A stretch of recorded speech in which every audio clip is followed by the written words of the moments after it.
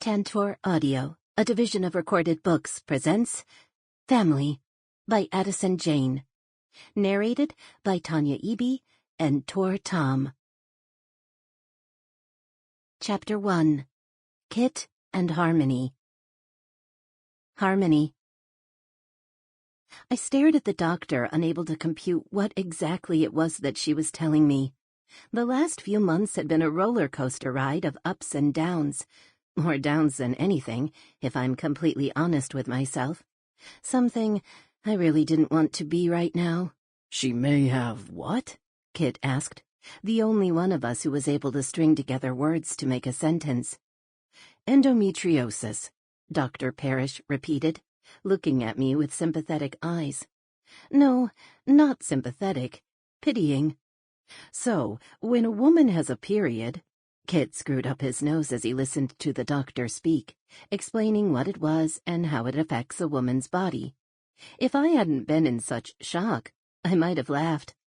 But she wasn't just talking about women. She was talking about me. There can be cysts and scar tissue, and if that's the case, it could be what's stopping your eggs from making their journey into your uterus, she continued. Kit reached over and placed his hand in mine, squeezing it gently. I cleared my throat. So, you're saying I do have this, or just maybe? The only way to tell for sure is a small operation where we take a look inside. My body tightened. Let's say she does. Is there something we can do? Can she still get pregnant? Kit asked, rolling his shoulders in an attempt to ease the tension. Dr. Parrish cupped her hands together on the table. I'm going to be honest. Please, I muttered dryly. There are things that we can do. Medications, surgery. There's no guarantee that it won't come back. She sighed. There's also studies that say that even if you do manage to conceive, that there's a higher risk of complications. Such as? Kit prompted. More chance of preterm labor, and a higher possibility of hemorrhaging. I felt Kit's body twitch, and tears began to burn at the back of my eyes. I swallowed furiously, attempting to keep them at bay, and to be strong.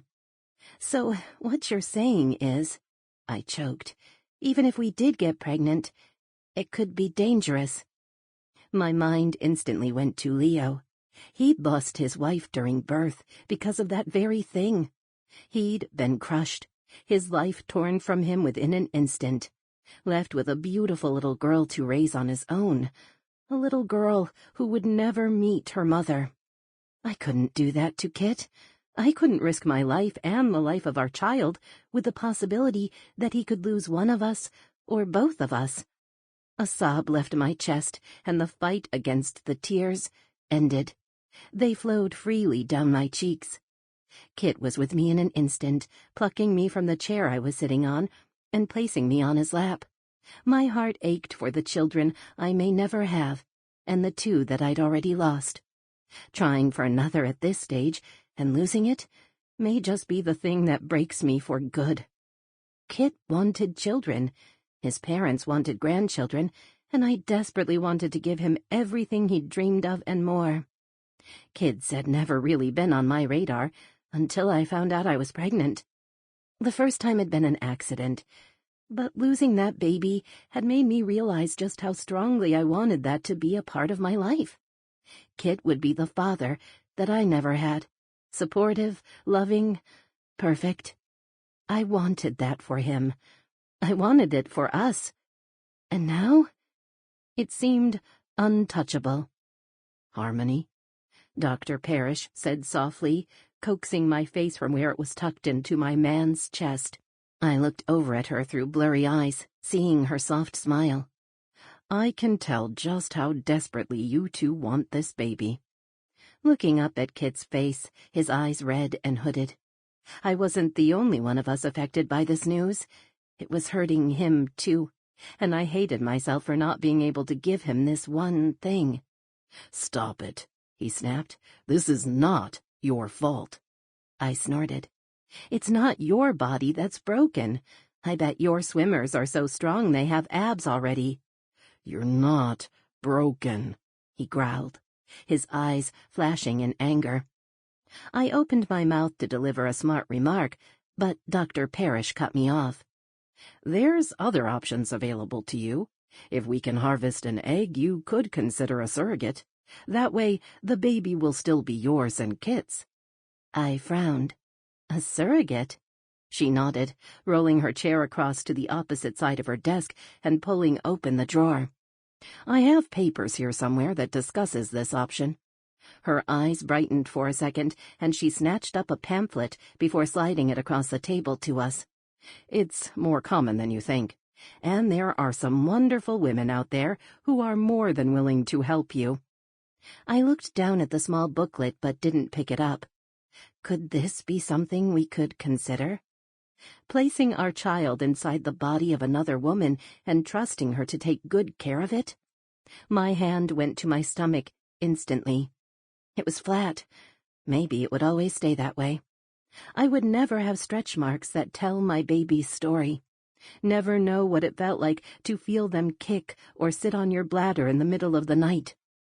Things Chelsea had been keeping me up to date on every second day as she waits for her and Optimus's twins to arrive. We need to do some serious thinking, Kit said, filling the ominous silence. Dr. Parrish nodded in understanding. Of course, she replied, as we all stood to our feet. I want you to know, though, that there are options. You aren't in this alone, and whatever you decide, I will work through it with the both of you. I couldn't help but smile softly at the kind tone in her voice. Thank you. Kit gave her a sharp nod as he took my hand, and we fled the doctor's offices. The bright sunlight burnt my already swollen and sensitive eyes as we walked down the steps and out to the parking lot where Kit's bike sat waiting for us. Neither of us said a word as we went through the motions of placing on our helmets. He straddled the bike and started her up as I swung my leg over the back. It was all second nature to us now. Sometimes I sat back and tried to remember what my life was like before Kit sauntered in and completely took it over. But then I remembered that it didn't matter. I loved Athens, I missed the boys and my friends from up there, but the reality was this was where I was meant to be, with Kit, with this club. There was no question or doubt in my mind that Kit was the piece of the puzzle that I always felt was missing. I thought I was comfortable and content back then, accepting that every man who came into my life would eventually walk away. When Kit came along and gave me no option but to trust him and made it quite clear that he wouldn't be leaving, I realized that that had been what I was waiting for. Someone to finally take a stand, to show me that not all men were the same, and that one day, that perfect one for you would come along and make you realize why you never felt that way before. I was made for him. And no matter who came along before that, it never would have mattered anyway. The trip back to the clubhouse was quick. I lay my head against his back as he maneuvered the powerful beast beneath us with practiced precision and skill. I trusted him. I didn't need to watch where we were going or be told when to lean. Our bodies moved together anyway. He pulled his bike up at the clubhouse and turned it off, allowing me to climb off first before swinging his leg over the beautiful chrome motorbike and removing his helmet. "Harmony," he started. I shook my head, stepping away. "Not right now." He followed me, his predatory eyes focused on my every move as I tried to escape the conversation that I knew was coming. I wasn't ready for it, though. My mind still hadn't caught up, and if he came at me now, trying to discuss this crap and try and make me talk it out, I knew I might snap. He opened his mouth and I stopped suddenly, my eyes flicking around to make sure we were alone. I tried not to challenge Kit in front of his brothers. It was disrespectful, and I was better than that. Seeing there was no one, I steeled myself and pushed my shoulders back. "No, Kit. I can't do this right now. Not yet. Don't push me," I snapped at him. His eyes narrowed slightly. "Harmony, we need to discuss this and decide what we want to do next." An involuntary shudder ran through me. "And we will," I growled through clenched teeth. "But you're gonna let me get this through my head first." I spun, forcing one foot in front of the other and concentrating on the crunch of the gravel beneath my feet, instead of Kit's voice calling out after me. Taking a deep breath, I stepped inside the clubhouse with a smile on my face as I passed the people inside. Members and girls nodded in respect as I moved swiftly through them and up the staircase. My fingers were twitching as I walked toward the room at the end of the hall that Kit and I shared. I needed to play, the sound of my guitar already echoing in my ears and soothing my body. Music was my peace. It soothed my soul and allowed me to not just let out my frustrations, but pulled me into another world where, for just a moment, I could block everything out. Picking up my guitar before climbing onto our bed, I rested my back against the headboard. I closed my eyes, but all I could see was Kit. The look on his face when the doctor had told us that me getting pregnant may be off the cards. He was disappointed, I could tell, even though he tried to cover it. Kit wanted children. To him, the club was more than just his brothers and business plans. It was family. He'd grown up within these walls, with men just like these. He wanted his kids to do the same. He wanted to bring them into this large, beautiful, crazy family and teach them love and strength and everything in between. He wanted them to have what he had, the life that had made him into the amazing man he was today. And I found myself aching for that, too. The connection Kit and I had was otherworldly. He put up with my strange quirks and sarcastic retorts, and I embraced his alpha male persona and his protective nature. Our love had no boundaries, and it was a love that I wanted to share with our children, to show them just how a man should be, and how a woman should be treated. I wanted him to be a father. I knew that no matter what, I would give anything in order to do just that. I just wasn't sure how. Chapter 2. Kit. Rec walked out of the clubhouse doors not long after Harmony went inside. She was right. I did need to give her time. She was hurting, and as much as my heart told me to chase her, to remind her that this wasn't her fault and that we would find a way through, I knew that pushing her wasn't the answer. She would push back because she's stubborn and frustrating and proud. And God, if I didn't fucking love her for it. Got a meeting at Glow with a couple new security prospects, Rex said as he walked over, swinging his keys in his hand. You coming? I looked back at the clubhouse for a second, knowing exactly where Harmony would have gone. To her guitar. Nodding, I decided to allow her her time. If that's what she needed, so be it. The clock was starting now, and as soon as it ran out, we would be talking. Yeah, let's go, I said roughly, slamming my helmet back on and climbing on my bike. I watched Rex's eyebrow rise, but he didn't question my attitude and followed instead. The security firm that Leo, our brother from the Athens chapter, had helped us set up was blooming. Towns and cities from all around the area were requesting our men at large events, and even personal security for politicians and local celebrities. Some might object to having what could be considered outlaws watching over high-profile football games and protecting the rich, but we seemed to have made a name for ourselves in a very short period of time. Possibly because they knew that we weren't about to take any bullshit. We did the job, we did it right, and we got the results they needed. My men were scary and intimidating, and while I knew deep down they had hearts of gold, other people were scared to cross them, and that's what worked to our benefit. At the rate the requests were flowing in, we needed to expand quickly, so we were introducing a couple of new men from outside the club to work with our boys at the strip club we owned called Glow. This would give us an idea of what they were like under pressure in an environment that we could easily control. From there, we could put them where we felt they would fit, and who was the best to use for what kind of situations. I saw the two men sitting at the bar as soon as we stepped into the building. There were girls on stage, practicing their routines as music played in the background, and bar staff stocking the fridges for when the club would open at 8 p.m. One of the guys was bulky and heavyset, a good 6'4" if I was guessing. He clocked us the second we stepped inside, and I nodded to Rec, noting that this guy had a good eye. The other was a lot smaller, still tall, but more on the lanky side with his slim build.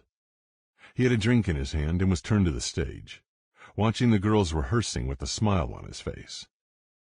We were practically right next to them before he turned to us, rushing to throw back his drink and slamming the glass down on the bar. The bigger guy instantly stood and held his hand out to me. Mason. I took it. It was firm and strong. Kit. And this is Rec. Mason shook Rec's hand with a slight nod. The smaller guy wiped his hand on his pants before holding it out. Lee. My nose wrinkled slightly, but I took his hand anyway. We'll give you a small tour of the place, let you know the rules, regulations, what's expected, I explained as I stepped back, folding my arms across my chest. Then we'll talk, ask you some questions and get your info for a background check. Steadying them both, neither of them flinched when I talked about looking into their lives, which was more often than not a good sign. Rule number 1, you don't touch my girls, I told them sternly, eyeing them both. We don't mix business and pleasure, and you're here to protect them. You want to get your dick wet? Go somewhere else. Lee looked a little disappointed, his eyes flicking almost longingly to where Keva was on the stage, currently climbing the pole. Mason's eyes stayed on me like he couldn't care less about the other women around him. I took the lead, and Rec followed behind us as I directed them through the club, pointing out preferable spots for them to stand or place themselves while they were on duty. There was always a man needed by the stage to protect the girls from any grabby hands that were too eager to touch. If one of the boys needs to move from there, someone needs to take his place immediately. I don't care who. I explained as we pulled up next to the stage. Your priority is them, I told the men, pointing to the girls who were up there practicing their dance routines. They gave a smile and a wave, and Lee's eyes brightened instantly. Narrowing my eyes at him, I continued my speech about how to remove anyone you think might be getting too eager or too drunk, where they were to be taken, and how to let the other bouncers know not to let them back in. We continued out the back. Mason was silent, but the way he watched me, I knew he was taking in every word that I said. I was already sure that he would be joining the team, and I may even approach him about looking at joining the club, depending on the outcome of his checks. When we got to the 4 private rooms that we had out the back, I let them take a look inside each. We aren't a brothel. The girls know damn well that these rooms aren't for sexual contact, and it better be kept that way. Each is monitored by cameras, so if you're watching and there's something going on that you know is wrong, you get the girl out as quickly as possible. Mason nodded, but Lee's eyes still wandered as though we were on some fucking Disneyland tour, and the information I was telling him wasn't important. I started to grow impatient. This wasn't a playground. We offered protection for these girls, and if something happened and my men failed, that came back on me. Get him out of here, I told Rec, fed up with the fucking blasé attitude coming from this kid. He looked up when I spoke. Hey man, sorry, I'm listening. You're not fucking listening, I snapped, stepping forward. You're using my time to have a fucking perv and get your rocks off. He held his hands up. Man, I'm just appreciating the sexy bitches you have here. That ain't a crime. I threw my fist, connecting with his jaw. He fell backward with a thump and groan onto the carpet, holding his face. Get him out of my sight, I growled. Rec instantly stepped in and dragged the kid, moaning in pain, back down the hallway. I snapped my head to Mason, who seemed completely unfazed. We gonna have any problems? He shook his head, a small smirk appearing in the corner of his mouth. I got a woman at home and a little boy. If you hadn't have done that, I was about to. Good. I liked him. Be here tomorrow, 7 p.m. One of my boys will show you where you need to be on the floor. He stuck his hand out and I took it. No problem. He nodded to Rec as he stepped back through the door, and then he was gone. Rec followed me back out to the bar where Dina the bartender handed me a beer with a soft smile. So what's your issue? Rec asked, taking a seat on the stool beside me. I turned just a little, so he could see me scowling at him, but all he did was laugh. All that guy wanted was pussy, and he wasn't gonna fucking get it here. Rex shook his head. Agreed. The kid was like a horny teenager watching porno, but that wasn't what I was talking about. I clenched my teeth, squeezing the cold bottle in my hand. Doctor told us that the likelihood of Harm getting pregnant is practically slim to none. I then went on and tried to explain what Dr. Parrish had told us, about the risks and possibilities. My body was numb by the time I'd finished. Rec nodded.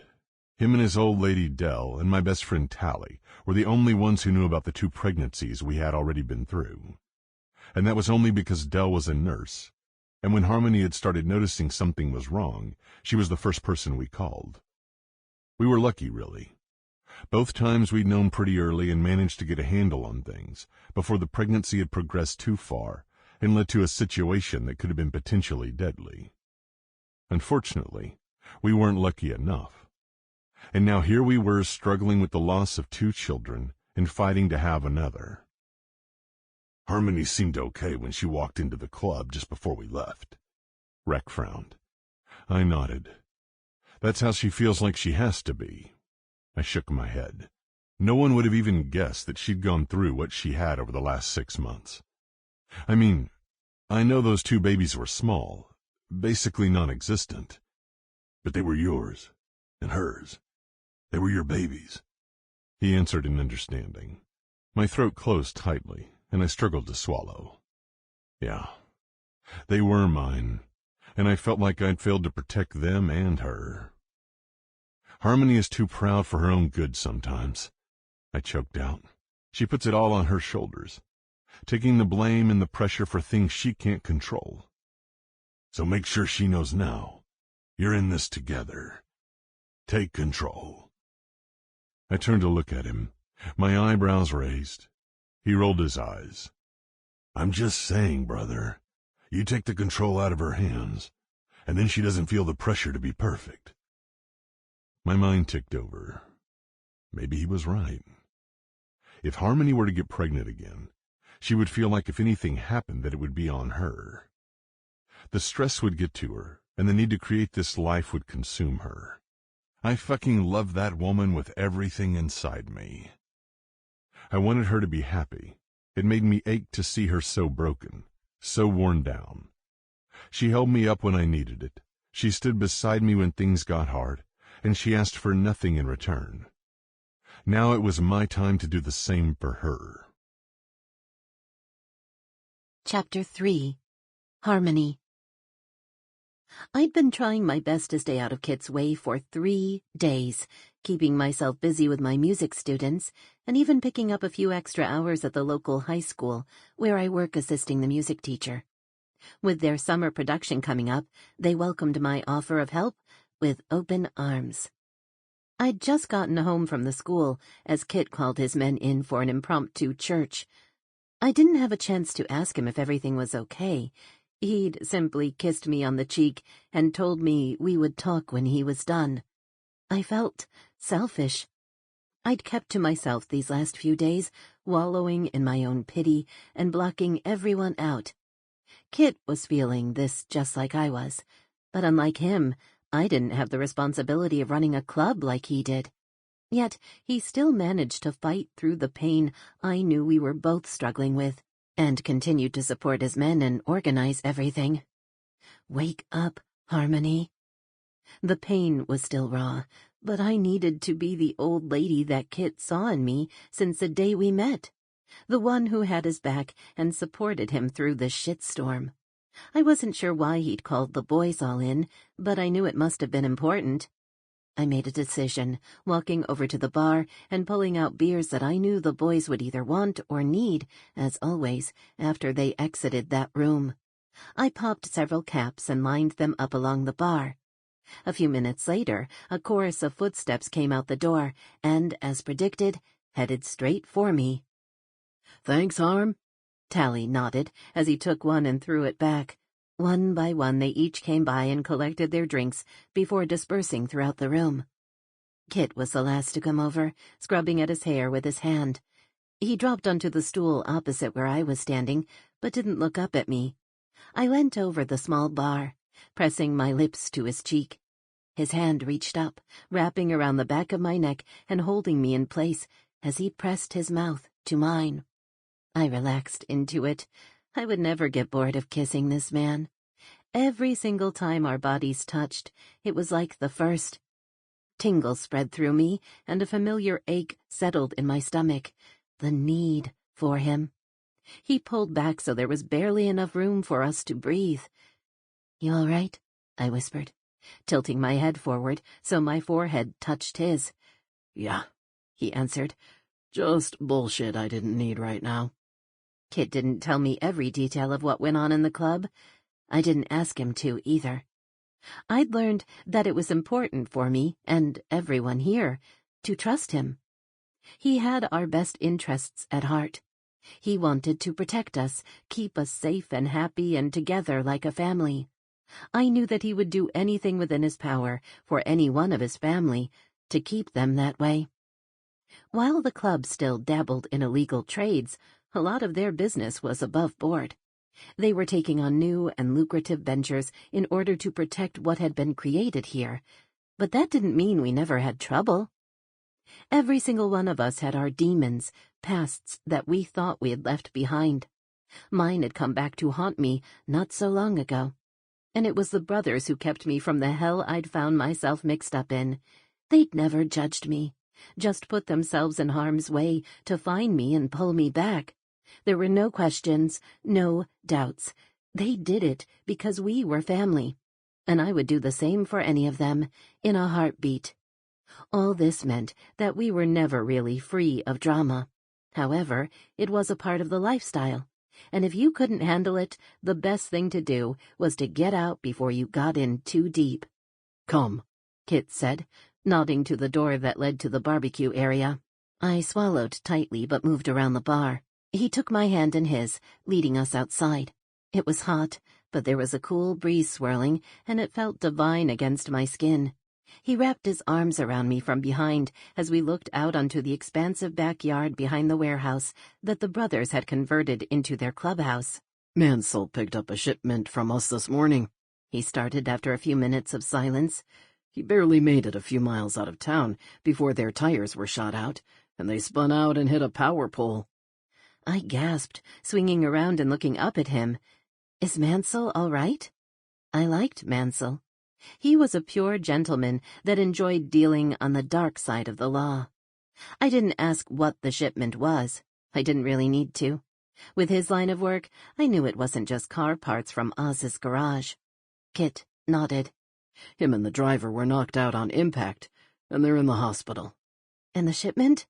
He clenched his jaw. "Gone." I knew he was angry, having no doubt that this meant money lost, and not only that, a possible war beginning. Mansell's driver said he woke up in time to see 2 motorcycles and a large truck pulling away from them. He told me through tight lips. I narrowed my eyes. He doesn't think it was you, does he? "Hell no." He shook his head, his arms tightening around me. "This was a loss for both of us. It's gonna hurt. But you and I both know there aren't any bikers around here, and most definitely no clubs." I took this on board. He was right. The bikers that did frequent Troy and the surrounding towns were old men with midlife crises. Any clubs who came through, more often than not, had the intelligence to forewarn the brothers to avoid the beginnings of a shitstorm. "No patches?" I asked curiously. "He's not sure. He was pretty dazed and had a wicked concussion," Kit answered with a heavy sigh. "You're worried something's starting?" He looked over my head, his eyes running along the fence line of the property. "Maybe. At this point, we're just going to see how much we can find out and keep alert." A chill ran through me. Kit felt it, his eyes flicking back to mine. "I fucking love you." I let out a small laugh. "Do you have to say it like that?" He smirked, and my body melted into his. "I think it emphasizes the love part." I shook my head as I smiled and pressed my cheek against his leather-clad chest. "I fucking love you too, caveman." "Good. Sample complete. Ready to continue?